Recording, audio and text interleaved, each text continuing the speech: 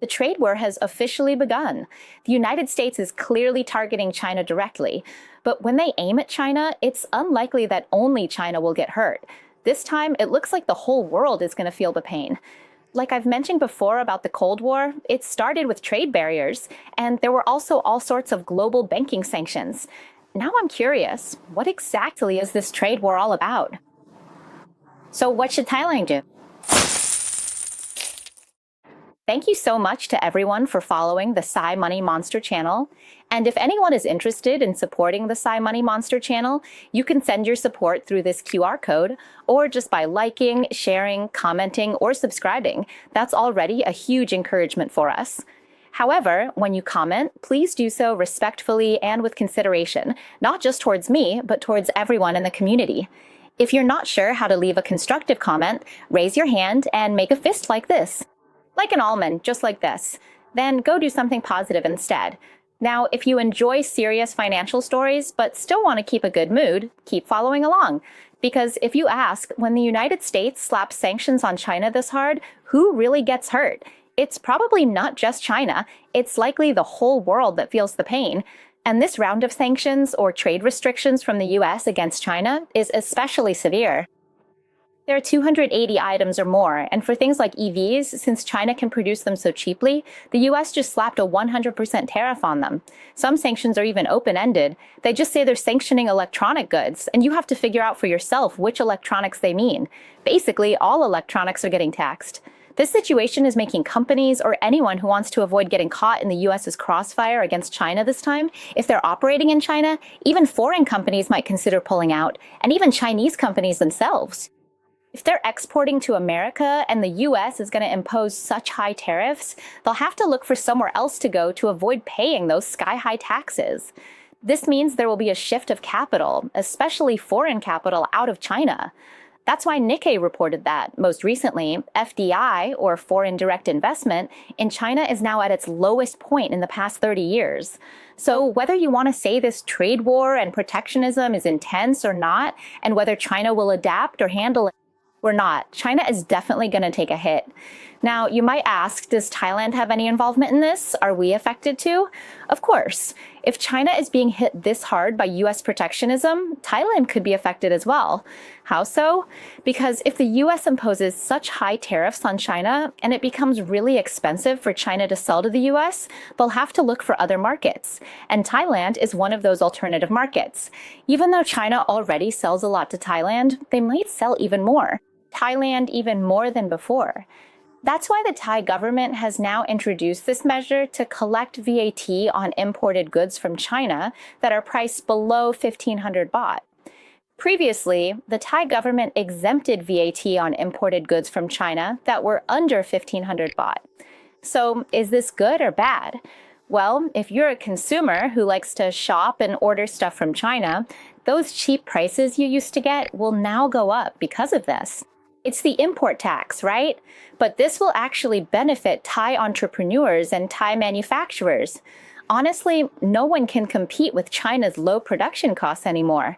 For example, I once bought elephant pants a long time ago at a local market for about 100 baht each, 99 baht, which wasn't expensive.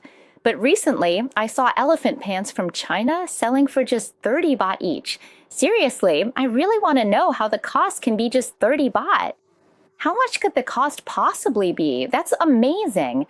And when you ask about consumers, when I see products that look pretty much the same, but the prices are so different, no one really checks or cares that much about where those pants are made, whether they're made in Thailand or China.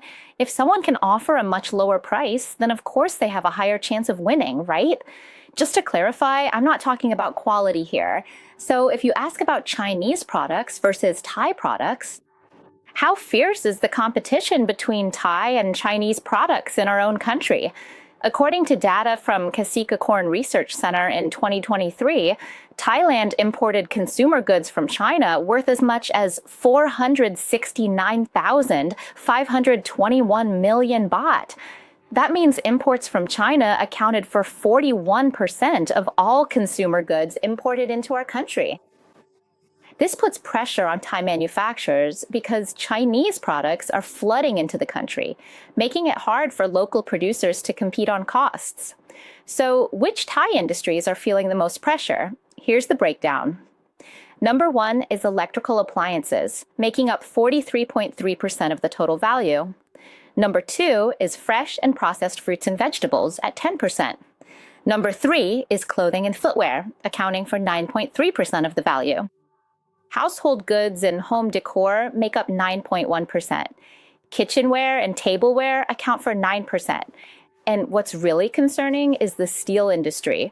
For anyone in the steel business, competing with raw materials from China is gonna be tough.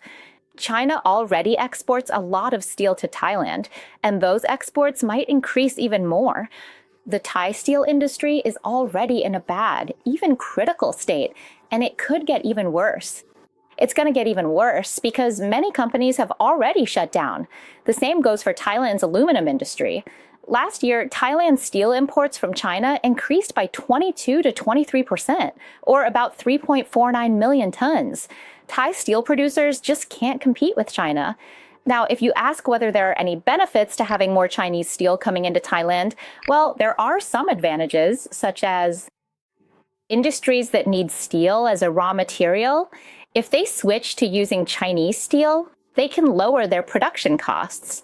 Whether it's construction, EVs, or real estate, they all benefit from cheaper raw materials. So, are there any other opportunities to gain from this trade war?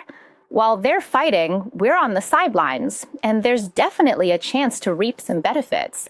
For example, as I mentioned at the very beginning, when the US raises import tariffs on Chinese goods, there will definitely be some foreign companies that move their production bases out of China to avoid these tariffs.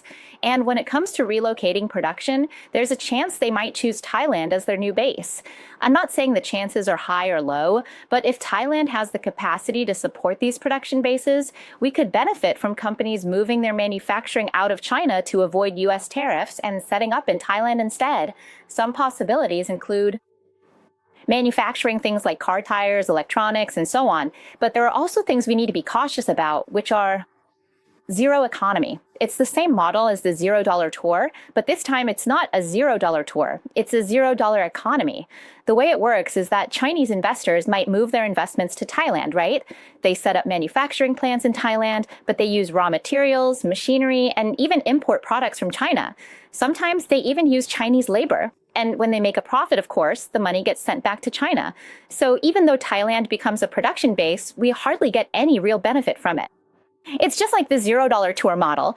Coming back to the trade war, will Thailand get anything else out of it? One more thing comes to mind. Thailand can actually benefit from the trade war in another way, which is we can step in. That means if the US doesn't want to buy goods from China, right, they put up trade barriers. So they have to look elsewhere to buy from.